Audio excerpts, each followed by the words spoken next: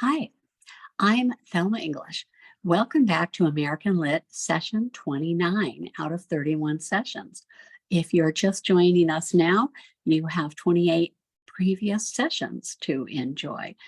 Do visit www.thelmaslibrary.com so that you can see what all is available for free, specifically aimed at home educators, homeschoolers. Let's open with a word of prayer.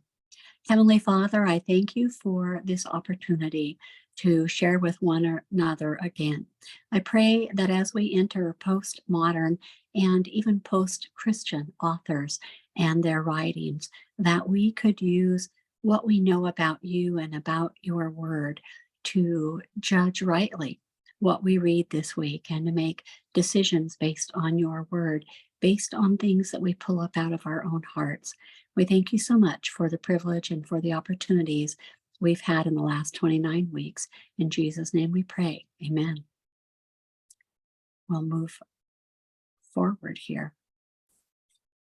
I would like to share with you. You can pause the video, but I also have something to share with you. If you have our little mini collection of Valley Vision, this is found on page 11. O God of the open ear, teach me to live by prayer as well as by providence for myself, soul, body, children, family, church. Give me a heart frameable to thy will. And remember, we're all about the heart now in literature, following hearts. And this is quite different from Romanticism. Give me a heart frameable to thy will. So might I live in prayer and honor thee, being kept from evil known and unknown. Help me to see the sin that accompanies all I do and the good I can distill from everything. Let me know that the work of prayer is to bring my will to thine, and that without this it is folly to pray. When I try to bring thy will to mind, it is to command Christ, to be above him and wiser than he. This is my sin and my pride. Isn't that the truth? I can only succeed when I pray according to thy precept and promise, and to be done with it as it pleases thee according to thy sovereign will. When thou commandest me to pray for pardon, peace, brokenness, it is because thou wilt give me the thing promised for thy glory. Remember, everything the Puritan did was to glorify God, for thy glory as well as for my good.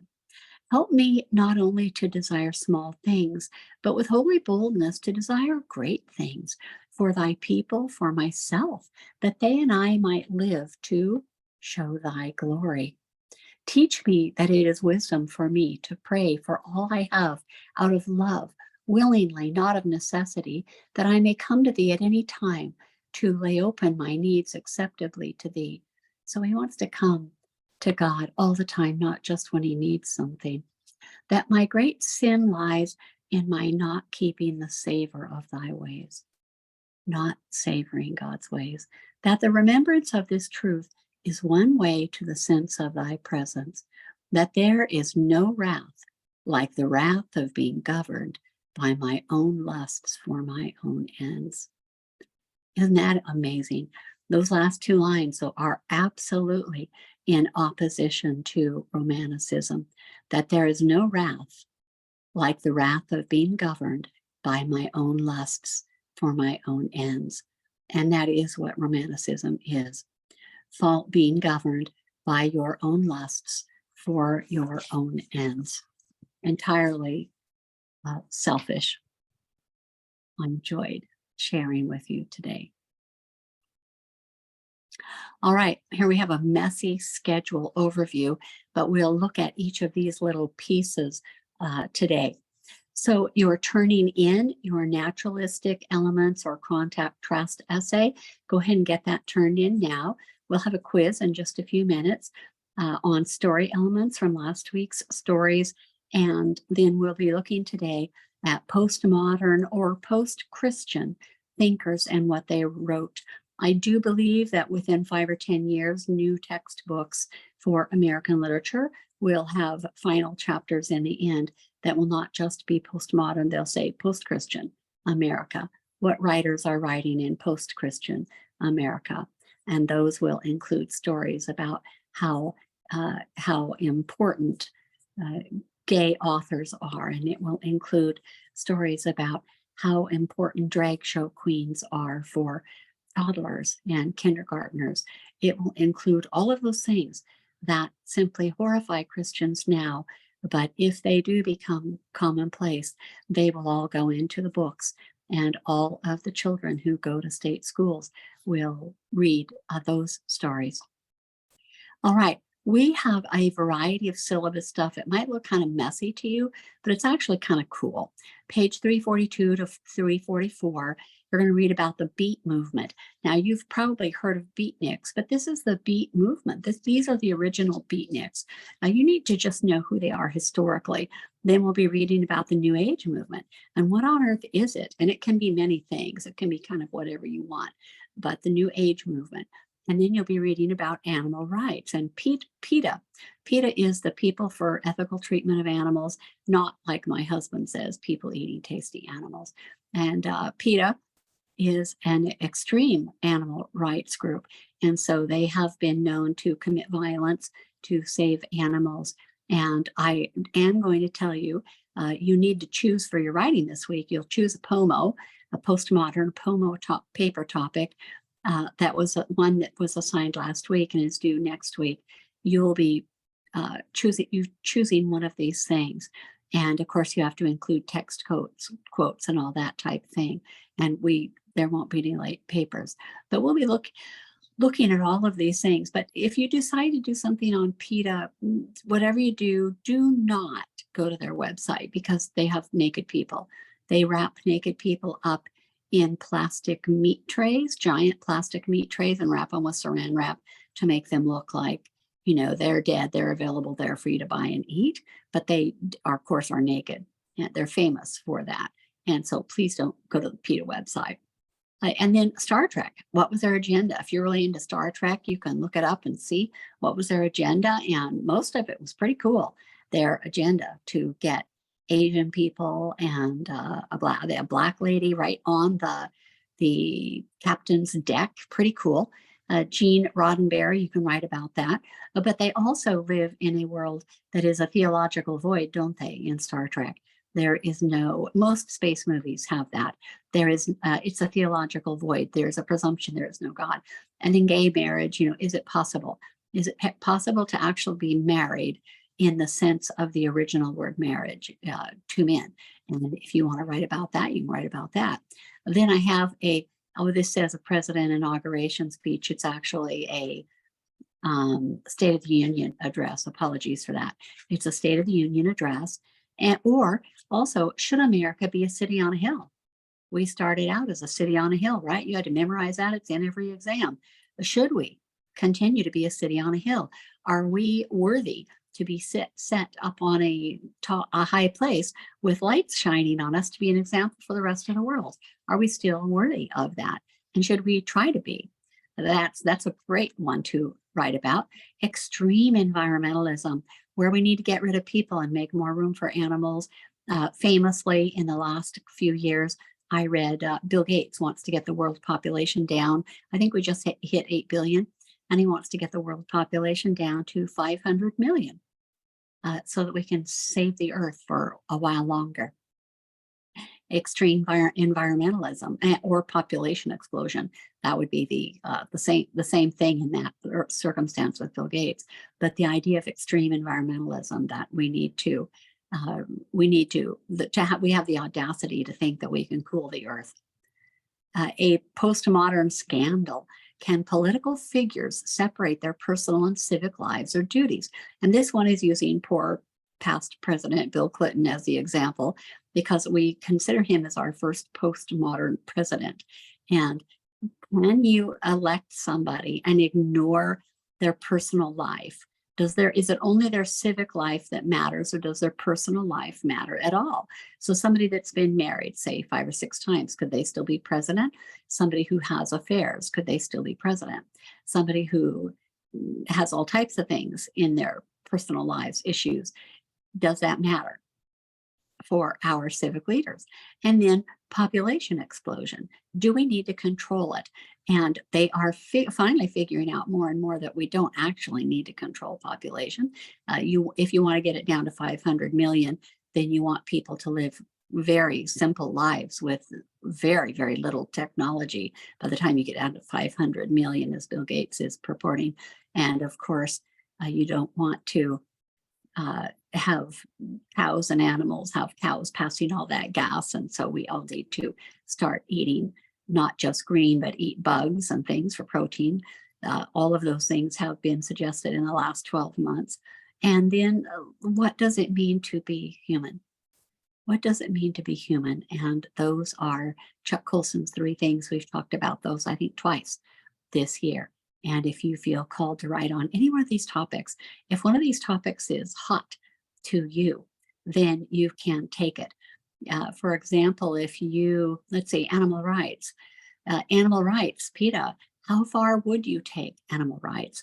We do care about animals, and we care especially about the most intelligent animals, dogs, kind of cats, horses, whales, dolphins, elephants, some animals that are incredibly intelligent, we usually care about a little more because perhaps it matters more what they care about. All the other animals we want to treat ethically. But how far do you go? Let's say you quit eating meat, you quit eating animals, then can you still cull herds, for example? If you have too many wolves eating, well, if you're not eating meat, the farmer won't have animals. But what if you have too many wolves somewhere? Can you go hunt them to thin them, or do you have to just let them be? Or what about animals encroaching on human spaces? Can you ever kill an animal? And then you have to deal with, well, animals kill animals, and you have to deal with things like hunters always say, well, how do you think a deer dies in the wilderness? If this animal is not hunted, what happens when an animal, a bear, a deer, or anything like that, what happens when they get old, or they get sick, or they get disabled? They're eaten alive. They don't have little shelters where all of their family comes and takes care of them like we do for humans, taking care of the weak or the disabled or the elderly. We take care of those people, or we, for the most part, have. But do animals do that for animals? You have to realize animals are wild. And this is where PETA comes into kind of a shocking contrast with common sense. And so if you have a need to talk about that, feel free. You can talk about that. This is a short paper. You can even use a bullet point format if you want to just make statements rather than arrange this into a 5-paragraph essay or something like that. Whatever writing is more comfortable to you. No late papers will be accepted. And now we'll start looking at each of these things as soon as we take our quiz. Go ahead and pause the video for your quiz.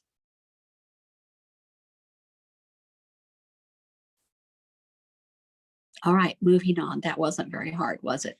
Moving on. We're going to look at an American poet, and this is really a fun one, Ernest Lawrence Thayer. And this is in your 101 American Poems, page 34. Thayer was an American writer and poet, best known for his poem, Casey at the Bat. And so I don't know if you've heard about it. It used to be that all school kids had heard about it, and now it's more and more rare because it's poetry. He was born in Massachusetts. He attended Harvard, where he wrote for the student newspaper, and he was a member of the Hasty Pudding Club, kind of a fun name. Casey at the Bat was first published in the San Francisco Examiner in 1888. And the poem tells the story of this fictional baseball team, the Mudville Nine, and then their star player, Casey. But who strikes out in the final inning of a crucial game, causing the team to lose. So, of course, you could tell it. You can see by the little picture I found here, he's feeling quite prideful when he goes to bat. But the meter here and the rhyme and the rhythm is just amazing. It's kind of musical. The outlook wasn't brilliant for the Mudville Nine that day. The score stood 4-2 with but one inning more to play. And then when Cooney died at first and Barrows did the same, a pall-like silence fell upon the patrons of the game. A straggling few got up to go in deep despair. The rest clung to the hope which springs eternal in the human breast. They thought, if only Casey could but get a whack at that, we'd put up even money now with Casey at the bat. But Flynn preceded Casey, as did also Jimmy Blake, and the former was a hoodoo while the latter was a cake. So upon that stricken multitude grim melancholy sat, for there seemed but little chance of Casey getting to the bat. But Flynn let drive a single to the wonderment of all, and Blake, the much despised, tore the cover off the ball. And when the dust had lifted and men saw what had occurred, there was Jimmy safe at second, and Flynn a hugging third. Then from 5,000 throats and more there rose a lusty yell. It rumbled through the valley, it rattled in the dell, it pounded on the mountain. Oh, excuse me, interrupting our poem. It pounded on the mountain and recoiled upon the flat, for Casey, mighty Casey, was advancing to the bat. There was ease in Casey's manner as he stepped into his place. There was pride in Casey's bearing, and a smile lit Casey's face. And when, responding to the cheers, he lightly doffed his hat, no stranger in the crowd could doubt 'twas Casey at the bat. 10,000 eyes were on him as he rubbed his hands with dirt. 5,000 tongues applauded when he wiped them on his shirt. Then while the writhing pitcher ground the ball into his hip, defiance flashed in Casey's eye, a sneer curled Casey's lip.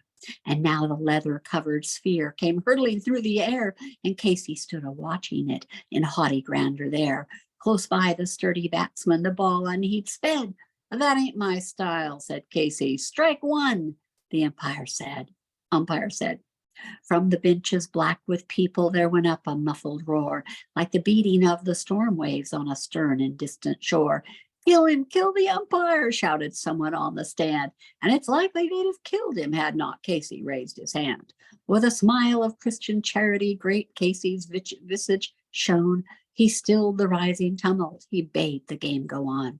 He signaled to the pitcher, and once more the dun sphere flew, but Casey still ignored it, and the umpire said, strike two.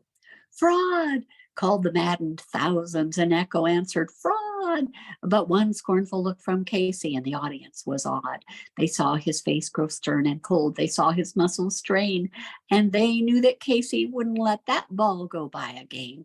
The sneer is gone from Casey's lip. His teeth are clenched in hate. He pounds with cruel violence his bat upon the plate. And now the pitcher holds the ball, and now he lets it go. And now the air is shattered by the force of Casey's blow. Oh, somewhere in this favored land the sun is shining bright. The band is playing somewhere, and somewhere hearts are light, and somewhere men are laughing, and somewhere children shout. But there is no joy in Mudville. Mighty Casey has struck out. Isn't that a great poem? I probably shouldn't have mentioned they strike out. I shouldn't have said that at the beginning. Isn't that a great poem? I just really enjoy that poem.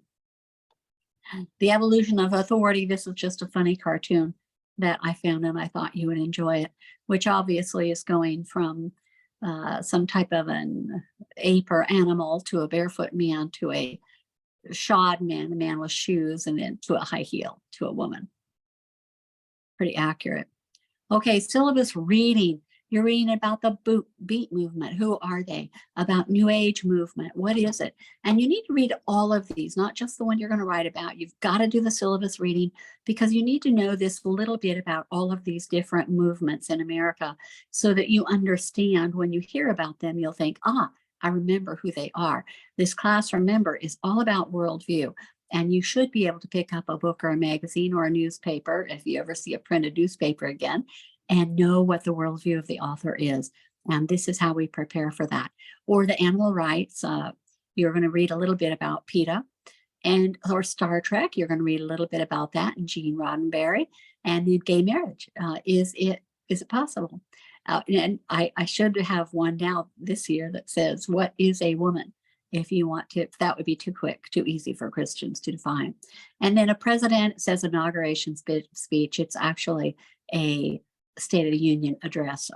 Apologies for that. Should America be a city on a hill? That's really a good one. Should America still be a city on a hill? Can we be? Extreme environmentalism. Do we need it?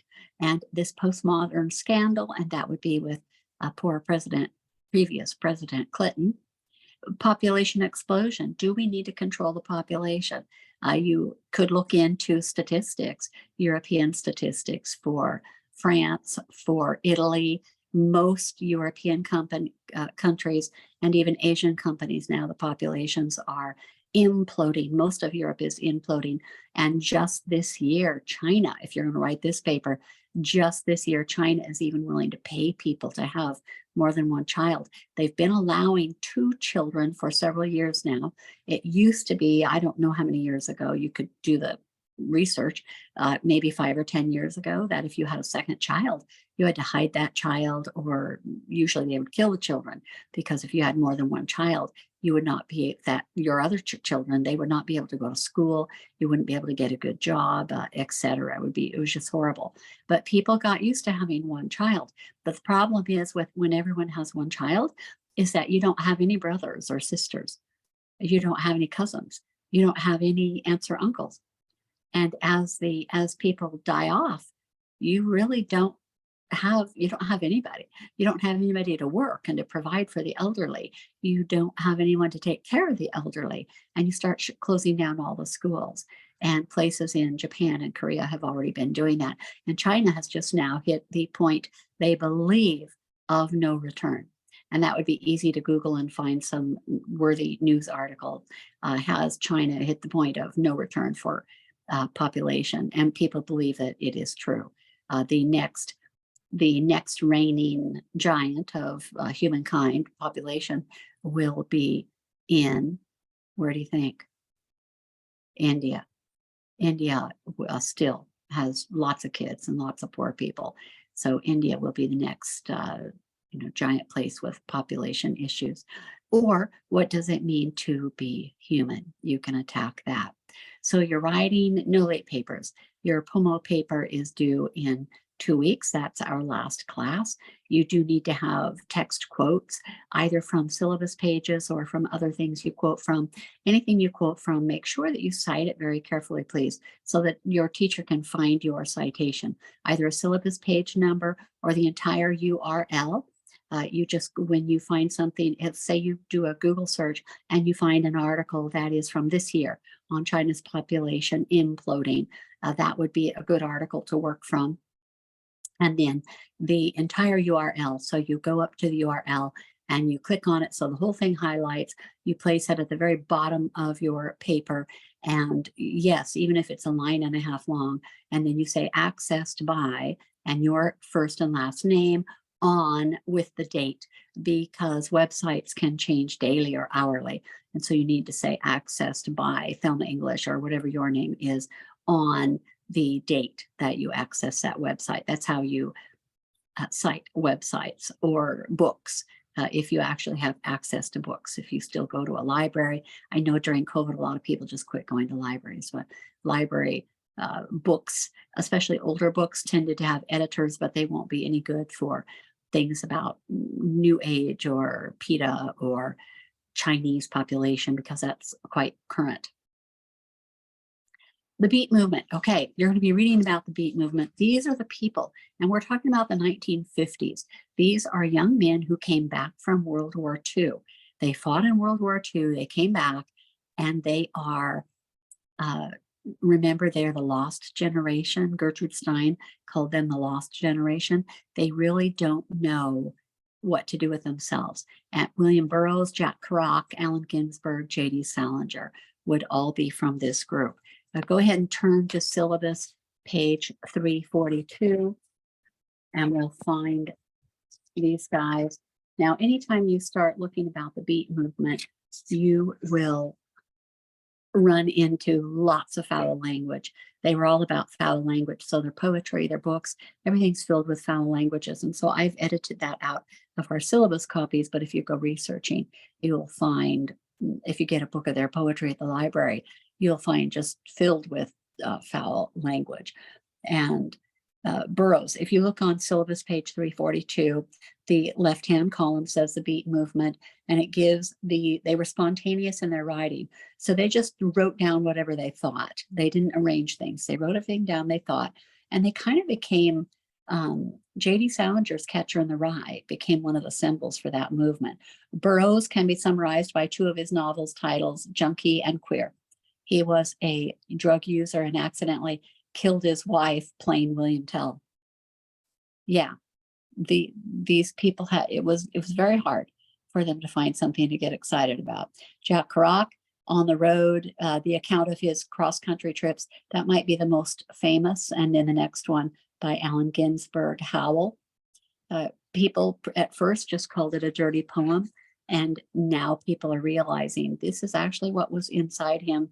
And this was a whole youth, a whole group of non-Christian young men coming home from war, and they didn't know what to do. They really were the lost generation. Ginsberg's ethic, insanity is sanity. Drugs are sacramental, homosexual is holy, and normality is horror. Remember, anti-tradition, whatever you do, we're going to do the opposite.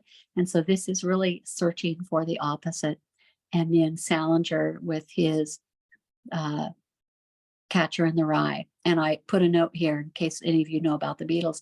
John Lennon's assassin was clutching a copy of Catcher in the Rye when he fired the fatal shots and killed John Lennon, one of the Beatles.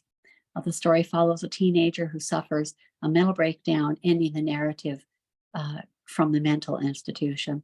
So Jack Kerouac, On the Road, and I give you a little sample from that so that you understand what it is. Then turn to page 343. This is the Beat Generation, and this is an excellent news article by John Cleland Holmes.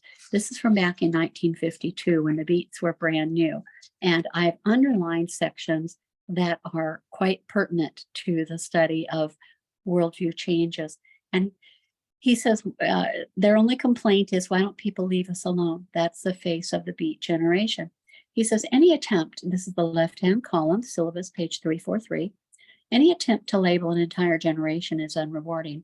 And yet the generation which went through the last war, World War II, or at least could get a drink easily once it was over, because think of that, you send them in when they're 18 and they can't drink till the time they come out, seems to possess a uniform general quality which demands an adjective. And then I've skipped a section here. The origins of the word beat are obscure, but the meaning is only too clear to most Americans. More than mere weariness, it implies the feeling of having been used, of being raw. It involves a sort of nakedness of mind and ultimately of soul, a feeling of being reduced to the bedrock of consciousness. They were only used to march and fight, march and fight, march and fight. And if you don't have that patriotic spirit that comes with knowing God created your government in your country, it would be very hard to make sense of any kind of a war. Even Christians have a really hard time making sense of war, but we do have free will. We can choose evil or good every day we get up. And some are born leaders and they are born evil leaders.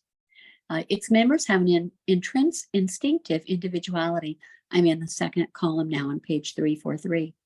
Brought up during the collective bad circumstances of a dreary depression, so that would be in the 30s, because they're finally old enough then to go to war in 45, weaned during the collective uprooting of a global war, World War II, they distrust collectivity, which makes sense. They don't trust, groupthink, what all the big leaders think, because that's how they ended up from being barely children going off to fight a war in other places where they've never been and maybe never even studied in school. Second column, underlined near the bottom. Every act in its drama of lostness was a tragic or ironic third act, and T.S. Eliot's The Wasteland was more than the dead-end statement of a perceptive poet. The pervading atmosphere of that poem was an almost objectless sense of loss, through which the reader felt immediately that the cohesion of things had disappeared. The cohesion, the way things stick together, had disappeared. It was for an entire generation an image which expressed with dreadful accuracy its own spiritual condition. And you can tell by the ... the ellipsis, I've skipped some. How to live seems to them much more crucial than why. And they even mention the lost generation, and they mention Voltaire's reliable joke at the very bottom of this page. If there were no God, it would be necessary to invent him. So this is really amazing thinking. And I know there are a lot of big words in this article from 1952, but in the New York Times magazine in 1952, readers had a bigger vocabulary. We have lost our delight in words, and we substitute words with like, as, kinda. We have lost our delight in learning words. Page 344. Again, reading from my underlined sections. He is affirming the life within him in the only way he knows, at the extreme. Really is amazing. You of course have to read the whole article. There is no desire to shadow the square society in which he lives. So the beats are not squares. Their parents, they are the squares, only to elude it. And the valueless abyss of modern life is unbearable for them. For beneath the excess and the conformity, there is something other than detachment. There are the stirrings of a quest. What the hipster is looking for, the beat, is looking for in his coolness, his withdrawal, or his flipness, ecstasy, is after all a feeling of somewhereness, not just another diversion. He wants to belong to something. And of course, we see this as the hole that is in every person's heart until they find God. But if you were brought up during the Depression in the 30s, and then you get to the late 40s or mid 40s and you're sent off to war, as soon as you graduate from high school, and you know nothing about the world yet, it would be pretty easy to be cynical. And they come back just looking for experiences and not wanting to be like their parents. Second column, page 344. More than anything else, this is what is responsible for this generation's reluctance to name itself. Its reluctance to discuss itself as a group. Sometimes its reluctance to be itself, for invented gods invariably disappoint those who worship them. Only the need for them goes on, and it is this need, exhausting one object after another, which projects the beat generation forward into the future and will one day deprive it of its beatness. Reading underlined sections. There are those who believe that in generations such as this, there is always the constant possibility of a great new moral idea conceived in desperation coming to life.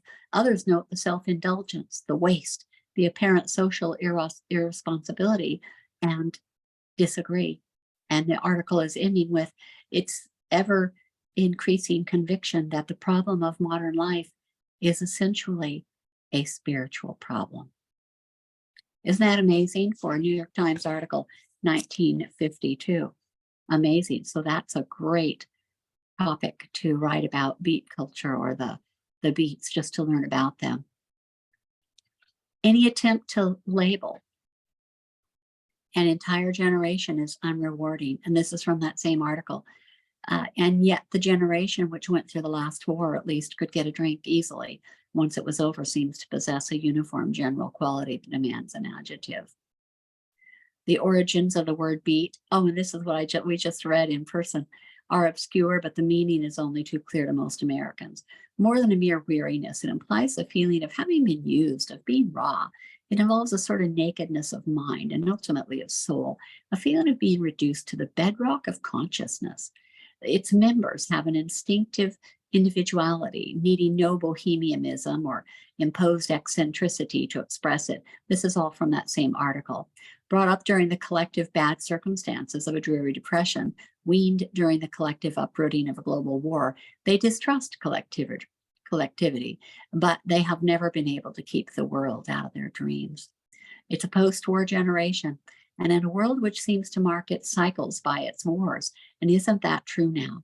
We mark our cycles, we even mark literature by the wars.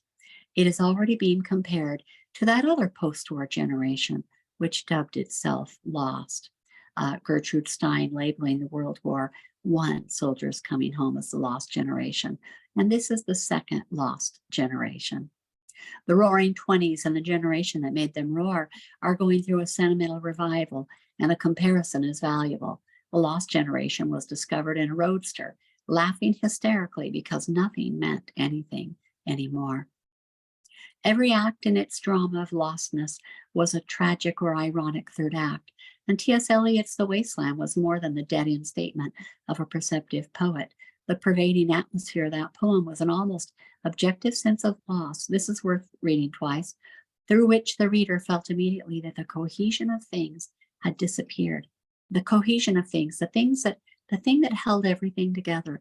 And what was it that held everything together? Yeah, it was God. It was going to church. It was reading your Bible and living. You had these set rules to live by, but these rules didn't include going to war and the things that you saw and the things that you felt and the places that you went. And so unless you're really a solid Christian, war is very, very traumatic. It was for an entire generation, an image that expressed with dreadful accuracy its own spiritual condition. And the valueless abyss of modern life is unbearable. For beneath the excess and the conformity, there's something other than detachment. They're the stirrings of a quest. Everybody wants a quest. As a Christian, we have a quest. We want to be like Jesus. We want to do something for him. We want to find out what he has for our life and do it. But the hipster is looking for, in his withdrawal or his flipness, there's this feeling, he wants a feeling of somewhereness, not just another diversion. And foreign-invented gods invariably disappoint those who worship them. And so for them, their God was almost like an invented God. God wasn't real to them. Only the need for God goes on, and it's this need exhausting one object after another which projects the beat generation forward into the future and will one day deprive it of its beatness. We could say this about generations of men coming home from any war, that they felt this way. Some think a generation like this, there's the possibility of a great new moral idea conceived in desperation, but we have not ever seen that. Others note the self-indulgence, the waste, the apparent social irresponsibility. We saw the same thing after World War I, after World War II, and we see the same thing after the Vietnam War. And so the ever-increasing conviction that the problem of modern life is essentially a spiritual problem. It was a great article, a great New York Times article, way back from 1952, because it's true. It's true. These men coming home from war, they are never the same. At that time, they didn't even know what PTSD was. Okay, what about the New Age movement? If you have any New Age family or New Age neighbors, we had a New Age neighbor back in the 80s, and she had a great big giant hornet or wasp nest up on the side of her house close to our house. And my husband offered to take it down for her, and she wouldn't let him take it down. She said, live and let live. She didn't want to take down those hornets or those wasps. It was a very difficult situation to have somebody who is just all about the Gaia philosophy. Gaia is the Greek name for Earth as a human, like not a human mother, but as a live mother. The idea of astrology, neo-paganism, so new paganism, worshiping pagan gods and goddesses, again, pulling them up out of Egypt or out of Asia, Eastern religions. And so your syllabus pages read about the Celestine prophecy and the idea, let's see, pages 346, 345 is the Celestine prophecy.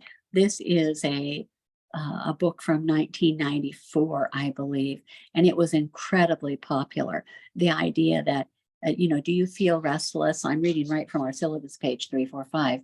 Everybody's starting to look for more meaning in life. Start paying closer attention to those chance coincidences that feel like they were meant to happen. They're actually synchronistic events, and following them will start you on your path to spiritual truth. And then it tells you The first half of the past millennium was spent under the thumb of the church. So the first 500 years were spent under the thumb of the church. In the second half, we've become preoccupied with material comfort. Now at the end of the 20th century, because these were the 1990s, we've exhausted that preoccupation. We're ready to discover life's ultimate purpose. And rather than invite God, and you've got these 9 insights, and that's what the Celestine prophecy was all about. Then turn the page in your syllabus to 346. And this is, I abridged this from a 14-page document, Is God Alone? And they're going to talk about God having a wife and the yin and the yang. So if you have been interested in the New Age movement and how do you get through to them, it is quite difficult, especially if they are drug users. But then this topic is for you. PETA, this is, at least this lady, she's naked, but at least this lady is wearing a rabbit. People for the Ethical Treatments of Animals. My husband always calls it people eating tasty animals. Most hunters do also. My husband's not a hunter, but we do eat meat. PETA will tell you animals are not ours to eat. This is a PETA ad. And so there's your mother. The only way to make sure that meat doesn't poison your family is to throw it out. Protect your family and animals now by choosing vegan. Animals are not ours to eat. Animals are not ours to wear. Animals are not ours to experiment on. Animals are not ours to abuse in any way. This is a PETA ad for a public school. I have a niece who went off to high school one day and she came home and she said, I can't eat anything with a face. And that was it. That was it. She was vegan from that point on.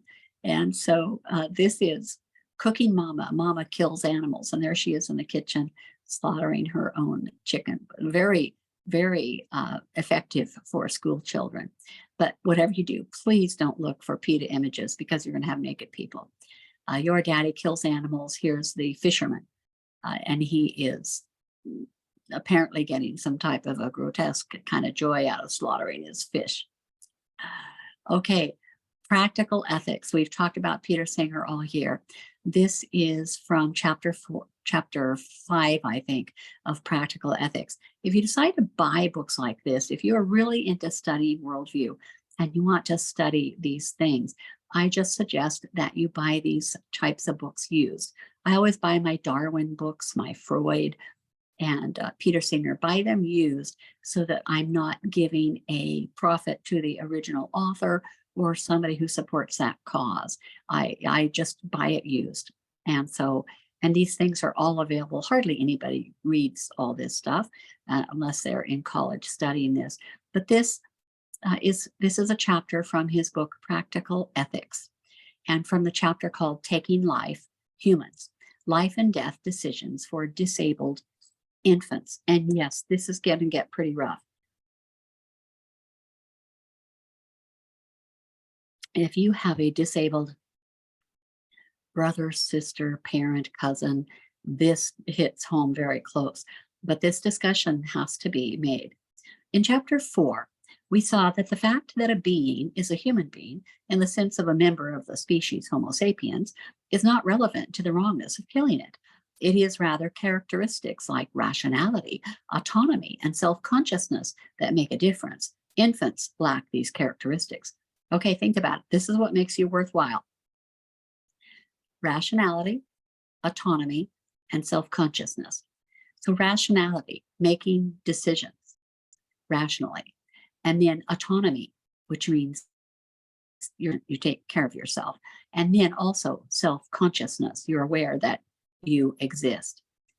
Infants lack these characteristics. Did that sink in? Killing them, therefore, cannot be equated with killing normal human beings or any other self-conscious beings, and he means animals.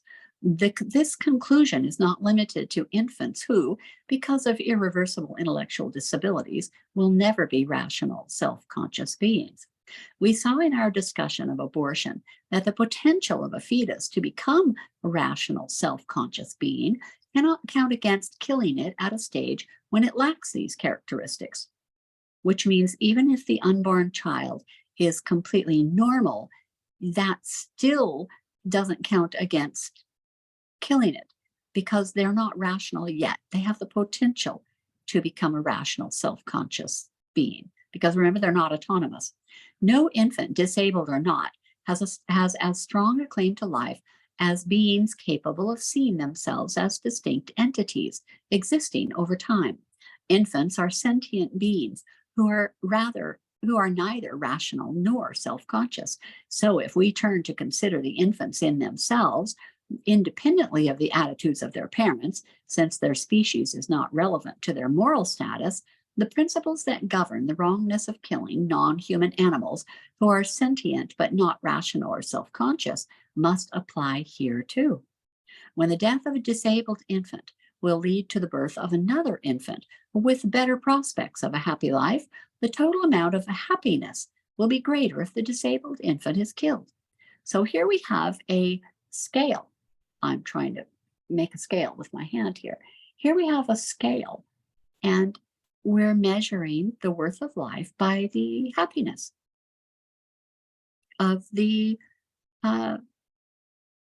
a happy life, which kind of implies that if you're disabled, you don't have a happy life, doesn't it? The total view treats infants as replaceable in much the same way as it treats non-self-conscious animals, as we saw in chapter 5. Many will think that the replaceability argument cannot be applied to human infants. The direct killing of even the most hopelessly disabled infant is still officially regarded as murder. How then could the killing of infants with far less serious problems like hemophilia be accepted? All right, now we've named one, hemophilia. If you're a hemophiliac, I sincerely apologize, but this has to be said. We have to realize where our world is headed. I cannot see how one could defend the view that fetuses may be replaced before birth. You can get an abortion and get pregnant again, start over, but newborn infants may not be. Nor is there any other point, such as viability, that does a better job of dividing the fetus from the infant. And here he's correct. If we accept abortion, you can kill the baby, the unborn baby, and then have another one later when you want to. If you can do that, then why can't you kill a newborn baby and have one later? Because what's the difference between an unborn and a newborn? They both are completely independent. They're not, the very small infant is not rational. They're certainly not autonomous. Self-consciousness, which could provide a basis for holding that it's wrong to kill one being and replace it with another, is not to be found in either the fetus or the newborn infant. Neither the fetus nor the newborn infant is an individual capable of regarding itself as a distinct entity with a life of its own to lead, and it is only for newborn infants or for still earlier stages in life that replaceability should be considered to be an ethically accepted option. And he does end up arguing for 9 months, up to 9 months from birth. So a 9-month-old baby, he thinks that's how old they are before they're autonomous or can have self-consciousness. But the question is, when does a life in the morally significant sense really begin? And what is the word fetus? A fetus is the Latin word for young offspring or little one. It is not the Latin word for a blob of tissue. It's the Latin word for a young offspring or a little one. Amazing, isn't it? Nevertheless, the main point is clear. Killing a disabled infant is not morally equivalent to killing a person. Very often, it is not wrong at all. The conclusions we have reached in this chapter will shock a large number of readers, for they violate one of the most fundamental tenets of Western ethics, the wrongness of killing innocent human beings. What do you think? Amazing, isn't it? Especially if you are handicapped. If you are handicapped, then what do you think? You don't think much. Okay, now he's at Princeton. He's the chair of bioethics. I looked him up. This is 2023. He's still the chair of bioethics in 2023. And there's a letter of protest for hiring Peter Singer. These students who are disabled all got together and wrote this letter of protest. We, the undersigned, protest the hiring of Dr. Peter Singer as the Ira DeCamp Professor of Bioethics at Princeton University's Center for Human Values. We protest his hiring because Dr. Singer denies the intrinsic moral worth of an entire class of human beings, newborn children, and promotes policies that would deprive many infants with disabilities of their basic human right to legal protection against homicide. In his book, Practical Ethics, Dr. Singer states that no infant has as strong a claim to life as a rational, self-conscious human being. Dr. Singer's criteria for distinguishing newborn infants from normal human beings, including more mature infants, thus hinge on subjectively imposed conditions such as rationality, autonomy, and self-consciousness. This lesser claim to life is also applied to those older children or adults whose mental age is and has always been that of an infant. Okay, so they are seeing, okay, we're also going to apply this to people who are grown up and don't have autonomy. They must be taken care of, etc. Or older people who get dementia, etc. His assertion of the appropriateness of killing some humans based on others' decision concerning the quality of their lives should strike fear into everyone who cherishes equality and honors human life. Think about it, because who's going to be the decision maker? Who's going to get to decide whether this life is worth living or saving? Furthermore, Dr. Singer defines certain disabled persons as individuals who are living a life not worth living. His views permit the killing of certain newborn infants with disabilities up to 28 days after birth, and he actually revised that to be 9 months. Dr. Singer states that killing a disabled infant is not morally equivalent to killing a person. Very often, it is not wrong at all. Dr. Singer's message threatens individuals with disabilities and contributes to the erosion of the public's regard for the fundamental human rights of disabled people. The hiring of Dr. Peter Singer to a professorial chair in ethics at a university as prestigious as Princeton will certainly, though perhaps unintentionally, legitimate his claims. Just by keeping him there, you're making what he teaches sound like it's a valuable thing to teach. The hiring of Dr. Peter Singer is a blatant violation of Princeton University's policy of respect for people with disabilities. Princeton University's commitment to the community specifically states, so now I'm going to quote from a Princeton booklet that tells you, don't you dare discriminate against, people with disabilities. So now we're going to read from their own booklet. Abusive or harassing behavior, verbal or physical, which demeans, intimidates, threatens, or injures another because of his or her personal characteristics or beliefs, is subject to university disciplinary sanctions. Examples of personal characteristics or beliefs include, but are not limited to, sex, sexual orientation, race, ethnicity, national origin, religion, and handicap. Dr. Singer's view that many disabled babies may rightly be killed demeans and threatens those with handicaps. His ideology reinforces the false notion that many disabled persons' lives are less worth living and are inherently inferior to the lives of others. Despite his assurances that he rejects discrimination amongst the adult disability population, it is demeaning to suggest to them that their parents would have been justified in killing them as newborns. If Princeton University is committed to upholding the principles of non-discrimination, it must rescind its decision to hire Dr. Peter Singer. And he's still there. Okay, what do you think of that? You can choose to write about Dr. Singer. He's all over the internet. This chapter is published at his website, and I have just one of his books, the one I'm quoting from. Whew. All right. Maybe you want to write about something lighter. Star Trek, politically correct, inclusiveness, PC inclusiveness.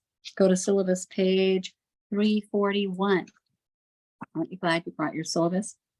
341. Space, the Final Frontier. More than 30 years ago, television launched a series called Star Trek, in which the crew of the Starship Enterprise promised to go boldly where no man has gone before. 3 decades later, the fictional starship has discovered hundreds of new life forms and civilizations. As the late Jerry Garcia of the Grateful Dead might have noted, what a long, strange trip it's been. But its 3-decade jaunt through the galaxy, the program's philosophical message has remained constant, that there is no personal God, at least not the God of biblical revelation. And we would call this, I call this, this is my made up term, I call it a theological void. They operate in a theological void. And of course, they're still playing those. And are they good episodes? Well, yeah, they're pretty cool. And did they do good? Yes, they put people of color and Asians, they put minority people group, minority cultures right on the captain's stage or whatever they called that. And so that was a big deal in television. That was a big, big deal. But let's see. At the very bottom of the page 341, the last 3 sentences, Roddenberry, because Gene Roddenberry wrote this, Roddenberry's Captain Kirk character was wrong. There is a God right here in the human heart, but he is also the God out there who is objectively real. And knowing this, God is an adventure the crew of the Enterprise has missed. And that doesn't mean you shouldn't watch it, but it does mean that all the space shows, you can get really wrapped up in all of the space shows and the extraterrestrial space shows. And you're all wading into presuming there's a theological void. What would life be like if there was no God? And you can explore that in your postmodern, post-Christian paper if you want to. Syllabus pages 351 to 355. 351 to 355. Let's see, it isn't that long. 351. Oh, he's talking about gay marriage. This is from the Summit Journal, and it's way back in January 2004. The journal, the Summit Ministries, is a ministry in Colorado Springs, Colorado.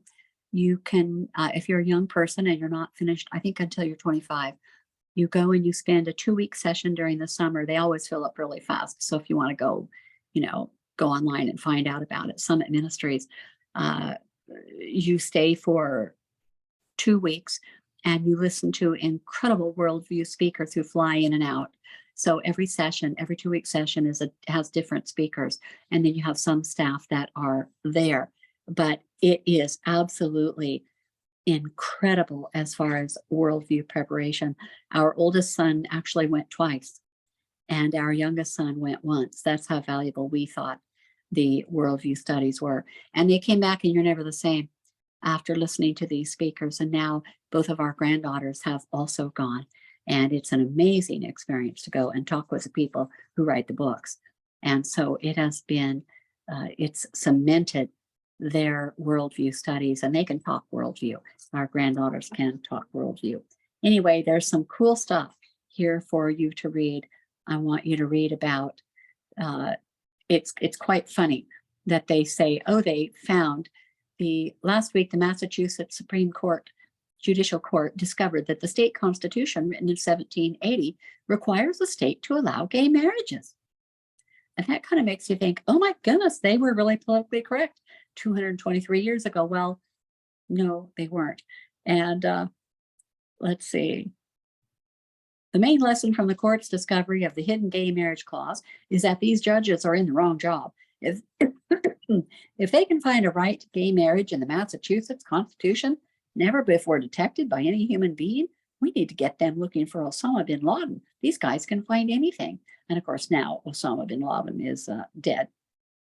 But then I show you something from page 352 is Alexander Hamilton's proposal for during the Civil War was to let all of the black slaves to free them, pay them if they want to join the army, free them, and then they'll be emancipated and have their freedom afterward. Excuse me. And then the Massachusetts Bill of Rights I've printed for you. Let's see. And then you've got some cartoons, because I love cartoons, especially cartoons about the television. I don't know if there's a cartoon about television on syllabus page 355.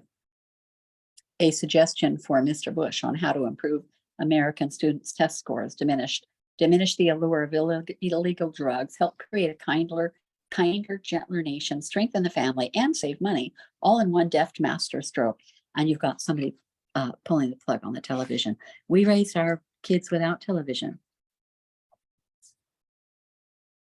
Yeah, is that amazing? We raised them without a television. Is gay marriage a possible thing? Is it possible to be married if you're two guys or two girls? And you can write about that. And I always have to include funny cartoons. Remember when a buddy's invitation to join him in a joyous occasion meant sitting around watching your team win the playoffs? And here they are at a gay wedding, because you're all going to have to face that now. That's something your generation, and the end of my life, but your generation just is going to have to deal with. Here's another topic. Should America be a city on a hill? You have a State of the Union. I fixed it on this slide. Page 357, it starts, and it says on page 365, President delivers State of the Union address. And when and this is President Bush, and when he says, we last met in an hour of shock and suffering, and that he's talking about September 11. This is all about September 11. And what will we be like? And then he talks about September 11 hijacking. And because you're all born after that, I want you to carefully read this whole article, because this is what it was like back in 2001. And then on page 358 in your syllabus, I've underlined a few sections. Let's just take a look at those. History has called America and our allies to action, and it is both our responsibility and our privilege to fight freedom's fight. And then the second column. Because while the price of freedom and security is high, it is never too high. Whatever it costs to defend our country, we will pay. Defending our country. Then page 359. We're reminded that we are citizens with obligations to each other, to our country, and to history. And of course, State of the Union, they only say one or two sentences and everybody applauds. That's kind of the way they go. You make the people feel better. Page 360. And we have a great opportunity during this time of war to lead the world toward the values that will bring lasting peace. Do you hear anything there that reflects the idea of city on a hill? Sure. To have America lead the world toward the values that will bring lasting peace. What are the values? Shows America as a leader. Yes, there would be Christian values. America will lead by defending liberty and justice because they are right and true and unchanging for all people everywhere. Remember, so this President Bush is presuming that there is a truth that is true for all people everywhere, in all places, and all times. But America will always stand firm for the non-negotiable demands of human dignity, the rule of law, limits on the power of the state, respect for women, private property, free speech, equal justice, and religious tolerance. And then the second column, syllabus, page 360, that we've been called to a unique role in human events. Now, what is that? America has been called to a unique role. Yes, to be a city on a hill. It's exactly what he's referencing. We stand for a different choice made long ago on the day of our founding. We affirm it again today. We choose freedom and the dignity of every life. Steadfast in our purpose, we now press on.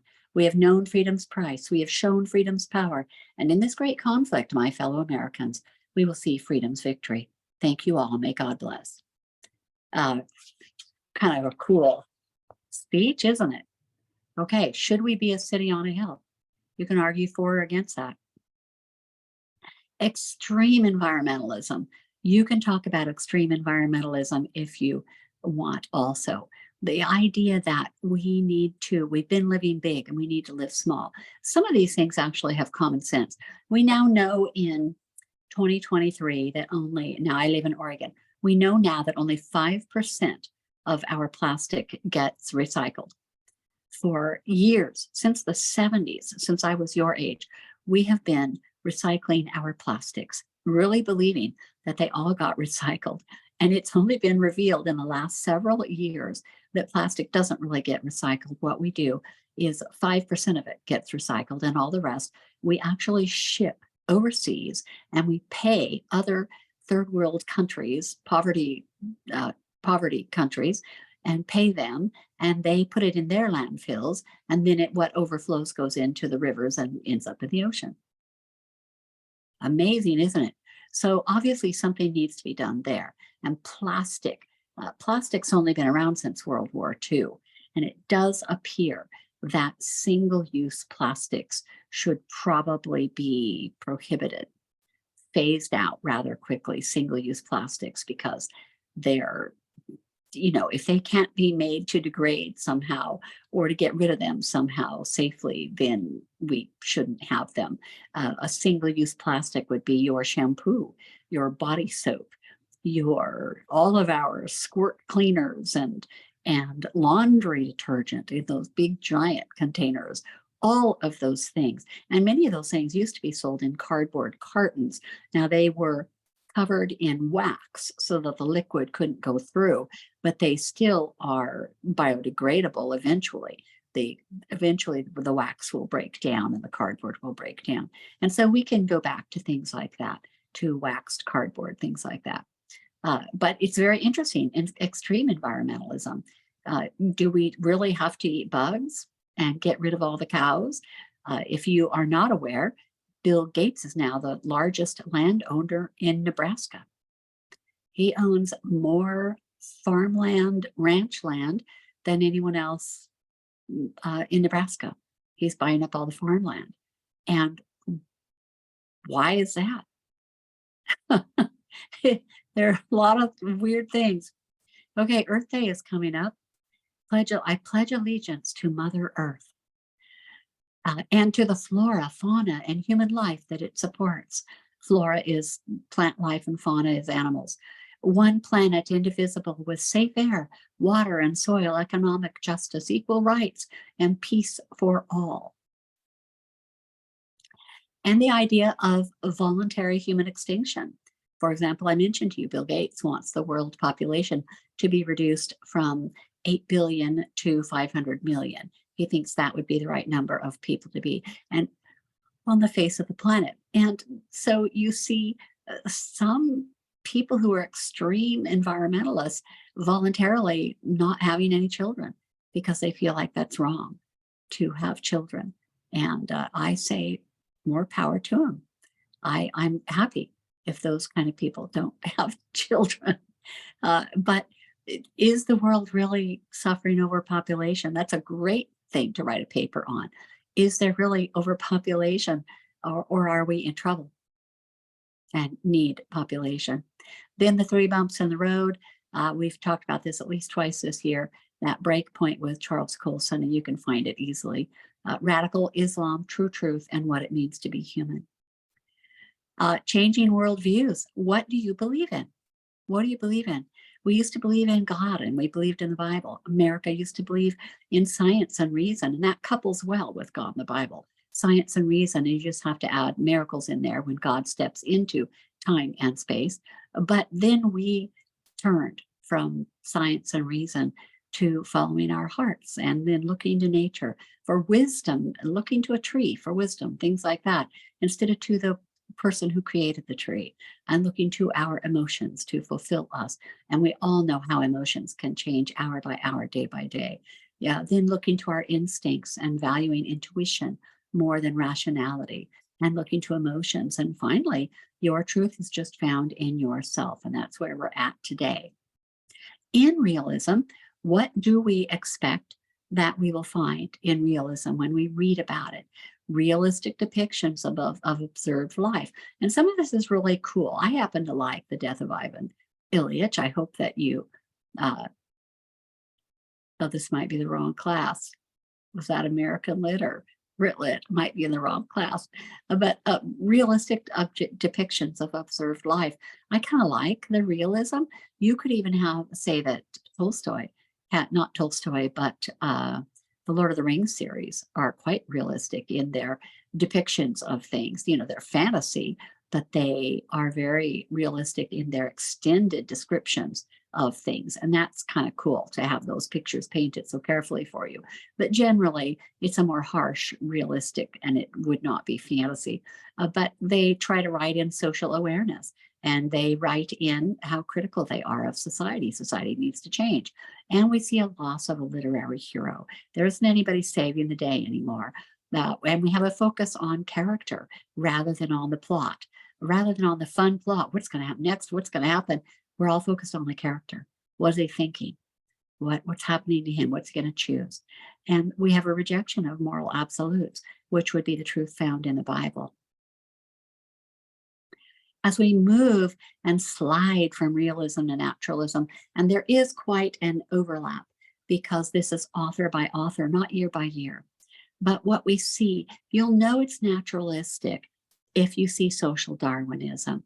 If there's this uninterested, detached narrator who just says the man died, the dog did this, the people don't even have names, the dog doesn't have a name, that's naturalism. It's not realism, it's naturalism. Man versus nature or fate. That's naturalism.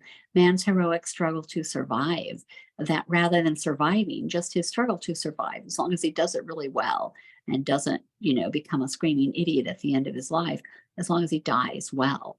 And then we see these nitty gritty details of daily life. That would be more realism, wouldn't it?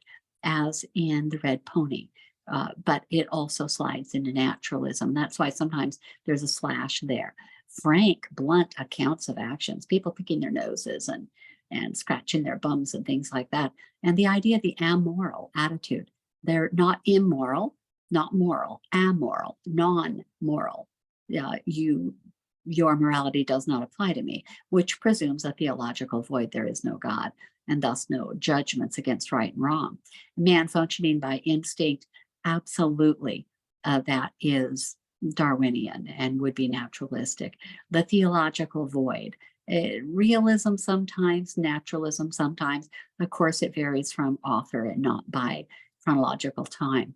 The pessimistic view, whatever bad can happen is going to happen next. It's not going to have a happy ending. And of course, we see these strong neurotic characters.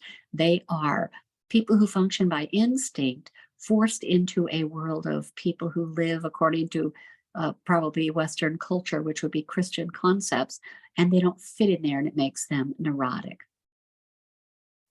The language, expect to see social Darwinism, where we have talking about instincts and we have people described in animalistic terms. Instead of drinking from a cup, they lap up their water. So using animal terms to apply to people, crude or vulgar descriptions, where we don't have the sanctity of relationships anymore. We just have crude or vulgar descriptions. And that heroic struggle to survive, that's what it's all about, is surviving well for as long as you can and meeting death with dignity. If you're going to die with dignity. So no literary hero. It's a loss of a literary hero at this point. And plots are developed that require the use of instincts. And that's why Hemingway's stories all take place up in Alaska, in the very coldest parts of Alaska, so that you've got to be able to function on instinct. And that's the only way to survive, is to have the instincts of an animal. So the plot is developed just to show that part of humankind that you believe to be true. And the idea that life is a cruel joke.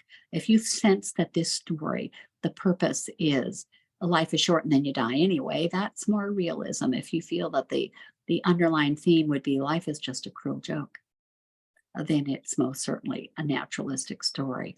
And realism and naturalism do not like sentimental fiction. They don't like idealistic fiction where everything works out in the end. They don't like functioning families, moms and dads and kids. They don't like strong marriages. These guys are all single guys who've messed up their lives, right? Or throw their women around or beat their women. They don't like obedient children, and they don't like happy endings because Life is short and then you die, or else life is really just a cruel joke. So note that they do overlap. Realism would be after the Civil War and right up through World War I, and pretty much after World War I, and sometimes before, especially with Stephen Crane, 1880s, naturalism the authors have already lost all of their hope and optimism, and they're very, very pessimistic. And authors just get more pessimistic. War does that. Isn't that amazing that we use wars, the timeline of wars, in literature for literary different worldviews? Hebrews 4:12. For the word of God is living and active, sharper than any two-edged sword, penetrates even to dividing soul and spirit, joints and marrow. It judges the thoughts and attitudes of the heart. So we see here that the word of God, that's what does it. It tells us, it judges our thoughts, it judges our hearts. And that's how we know if it's good or not. Does it line up with what the Bible says? If you don't open your Bible, you don't even have any idea what the Bible says. So at the very least, please open your Bibles. The author in these stories creates this tension between individual freedom. You could go kill that guy if you want to and take his food. And social constraints grounded in the Bible. Well, you really shouldn't take anybody's food. You should go help him, even if he is wounded and isn't going to make it. You should at least try. Even if you both die, you should probably go try. That's the difference, isn't it? There's this tension between individual freedom. You could just knock him on the head with a rock, and who will ever know? Bury him in the snow. Nobody will know you killed him. This individual freedom. We have free will. And then these social constraints that are based on the Bible. Modern man doesn't want to be judged. So we see modernism in American literature. I thought I would share this with you because we've talked about so many serious things. This is really funny. I probably could have put this in a couple of weeks ago.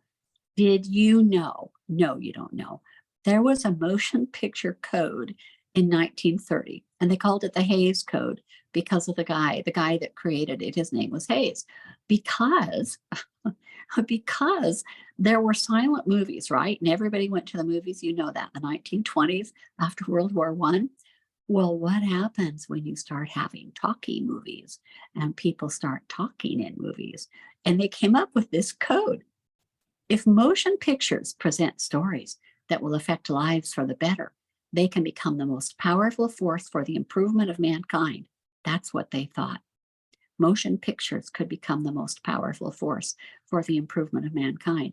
And what have motion pictures actually done? Especially television motion pictures. Oh yeah, taking us down all the way, taking us down all the way. That's why some people are still raising their kids without television.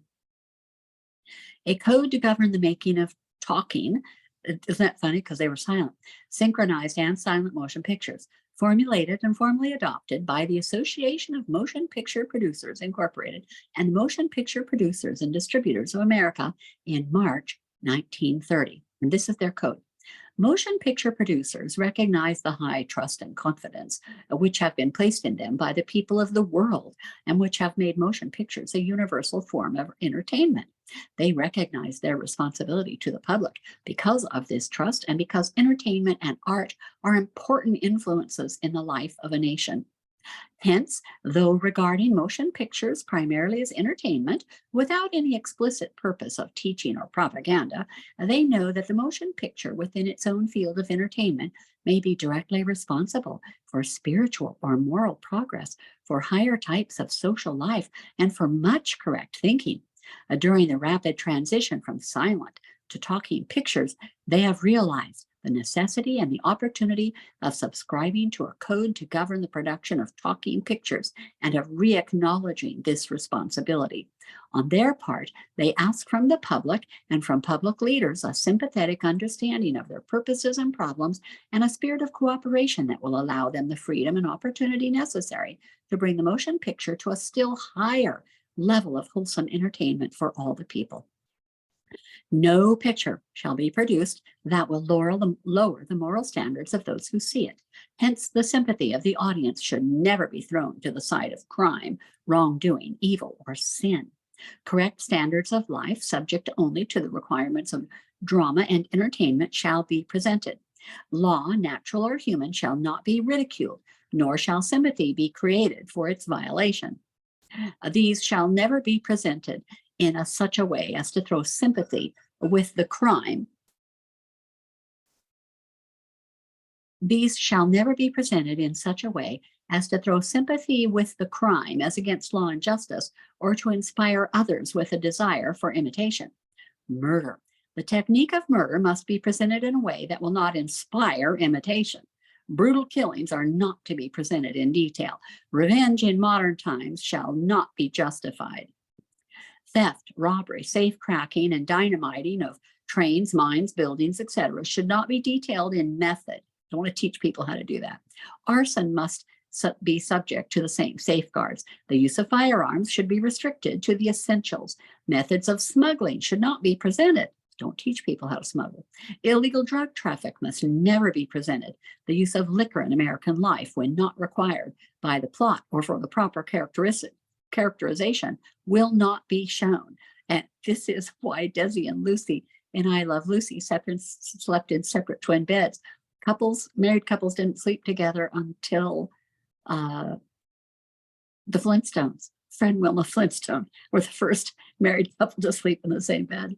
I'm not going to read it all. I'm just reading enough to shock you and give you a good laugh today. Other categories include sex, vulgarity, obscenity, profanity, costume, dances, religion, locations, national feelings or patriotism, and repellent subjects. Each of those had a category with a whole bunch of information.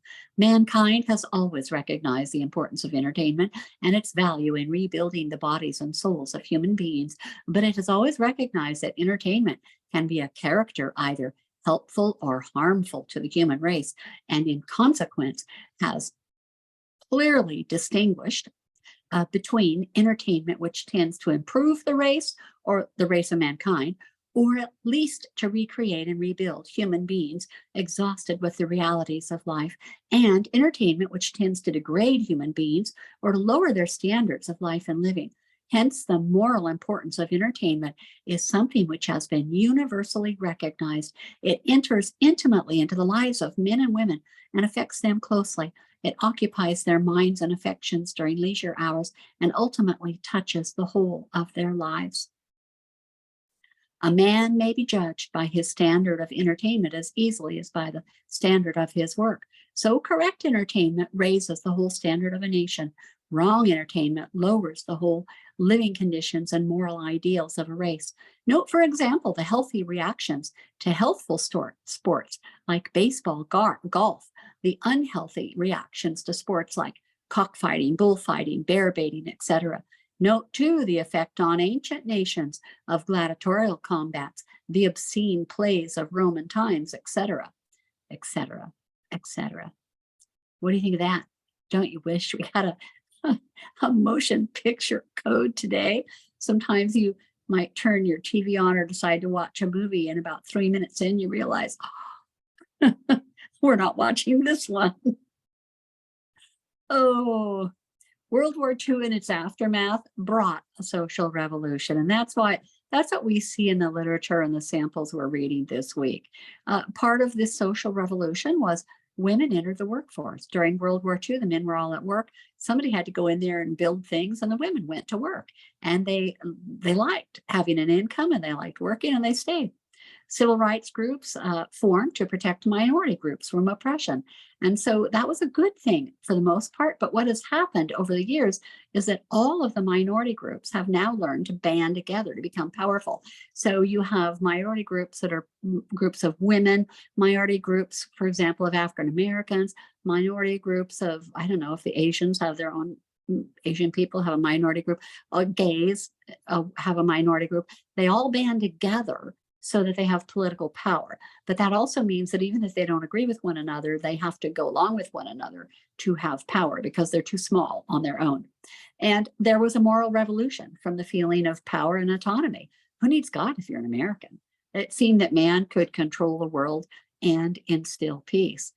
America just seemed to not need God. But man found that not only could he not control the world, he could not even control himself. And man was impotent to maintain world peace. Because after World War II, Then came the Korean War. Then came Vietnam. Most of those vets are dead now, but there are a few of them still alive. And then came the war in Afghanistan, 20 years. The romantic idealism and optimism in literature becomes cynical and pessimistic, and modern literature was taking form with all of these wars. All literary periods have employed realism. We liked that in Uncle Tom's Cabin. What's different about this modern realism? This modern realism assumes the world to be controlled by blind fate or chance. It operates in a theological void. What secular writers call realistic, we as Christians will think very unrealistic. A Christian realism emphasizes as a major theme the wisdom and goodness of God, the purpose and order of the universe. And so if we write about a tragic situation where everything is going wrong, somewhere along the way, a minister or a kind person who's a Christian will intervene and help them along the way. A minor theme is the failure and misery of rebellious man. And realize, you write what you see. We see a plan, a purpose, and a hope. These writers see mankind as more animal than man, and they see what they think is the futility of life's struggle. You struggle all through your life and then you just die anyway. It really all depends on your worldview, doesn't it? Isn't that crazy? It all depends on your worldview. Although similar to realism, naturalism actually employs Darwinism into its worldview. The author's no longer just trying to write what he sees. He's writing the characters as though they're locked into fate and as though they are animals, and they're controlled by forces that no one can change or even understand. So the point of view is quite detached, and it's a very depressing, pessimistic worldview. The author will rarely let his character control his life and make decisions that work out. His thesis is that all of life is an illustration of the laws of evolution. The strongest survive. The wars shook up that basic concept of man's continual progress. Now he's seen to be regressing, and they don't understand it's a spiritual regression. And so we see pessimism creeping into the writing. And of course, the descent of the modernists, this favorite little meme of mine or cartoon, whatever you would call it. You start out with Christianity, and as soon as you say the Bible's not infallible, that, well, I don't think the Bible understood there really are millions of years. Science seems to have proven that. As soon as you believe that, then then everything else falls apart. Man made in God's image. Well, no, because he was made like an animal. And then if we're not made in God's image, there's no miracles. And if there are no miracles, there's no virgin birth, no deity, no Jesus born to a virgin, no atonement because Jesus was just a man, and no resurrection because Jesus was just a man. And it leads to an agnosticism, I don't know what I believe, which pretty soon leads to an atheism. And what we see in modern literature is that form is more important than meaning, that form is more important than content. And that's really the cornerstone of post-World War II art and literature. These authors examined and they clarified a work. We looked through the Bible and we decided, let's go through it and see, and we'll shed more light on it through their insights, and started offering alternatives to previous extra literary methods of criticism based on history and biography. And that's what we do in Lit Circle classes. We actually look at what the authors wrote and what appears to be their intent. We don't reinterpret it for us. And as soon as you start applying that to the Bible, then you're really in a dangerous spot. So modernism, it's characterized the heightened awareness of the self. It's all about you. It's really an intense introspection. For the modernist artist or writer, intellect or conscience has become a barrier to creativity and the expression of human emotion. And that's why so many artists and songwriters and writers use drugs, because they're looking to try to access parts of their brain that you can't during the normal course of your life. Human reason, especially that associated with Christian morality, rather than man's liberator, is now considered to be your captor. And of course, we know that what the Bible says is that, Jesus, John chapter 14, that the truth is in Jesus and the truth is going to set you free. If you don't know anything about the Bible, then the end of this course is probably pretty depressing for you to think about these depressing authors. And so I would suggest that you do go and read Romans 10, verses 9 and 10. If you believe that Jesus is Lord and God raised him from the dead, and you believe that in your heart and in your mind and in your soul, then you can become a new person. And all you have to do is find a Christian and ask them. Okay, one more class. Lord bless you. Have a good week, and I'll see you next week.